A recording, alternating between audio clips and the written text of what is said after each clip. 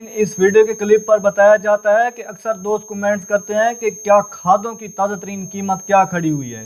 सब दोस्तों को पता है कि एक माह पहले खादें जो थी इंतहाई सस्ती थी। हर किसान इंतहाई सस्ती खादें ले सकता था। अब दिन ब दिन जो है खादों की कीमतें बढ़ती बढ़ती खादें जो हैं वो बहुत महंगी होने जा रही हैं। खादों का क्वालिटी का रेट और भी बढ़ जाना है। अभी जो ताज़ा तरीन रेट खड़ा हुआ है, आज जो है तारीख है 21 अगस्त 2024। इस वक्त जो यूरिया का रेट खड़ा हुआ है 4700 रुपये। यूरिया जो मोटे दाने वाली है और जो तारा यूरिया है, बाकी जितनी यूरिया है उनका रेट जो है 4650 रुपये है। जो सोना यूरिया है उसका रेट 4700 रुपये खड़ा हुआ है 50 किलोग्राम।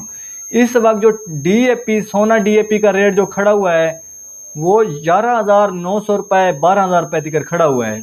लेकिन जो बाकी DAP हैं उनका रेट जो है 11,700 800 रुपये खड़ा हुआ है। अब सोना DAP का 11,900 रुपये 12,000 रुपये कैसे आए? नाज़रीन, जो पिछले साल का स्टॉक पड़ा होता है वो 100 रुपये रेट कम दे देते हैं। जो ताज़ा तरीन जो नई DAP आ रही होती है, नई पैकिंग होती है, उसका जो 100 रुपये रेट होता है ज़्यादा होता है। वैसे जो है किसानों को 100 रुपये रेट ज़्यादा लगाया जाता है जो नई DAP होती है। लेकिन कोशिश क्या करें जो नई DAP आप वो ख़रीदें, क्योंकि उसमें गैस ज़्यादा होता है।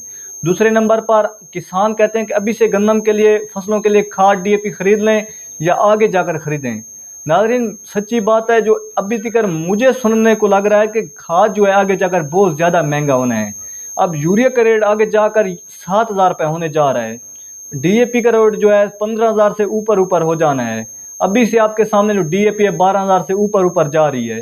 तो आगे जाकर DAP का रेट भी बहुत ज़्यादा बढ़ जाना है, यूरिया का रेट भी बहुत ज़्यादा बढ़ जाना है। नाइट्रोफास का जो है 8500 रुपये रेट खड़ा हुआ है। आगे जाकर नाइट्रोफास भी महंगी हो जानी है।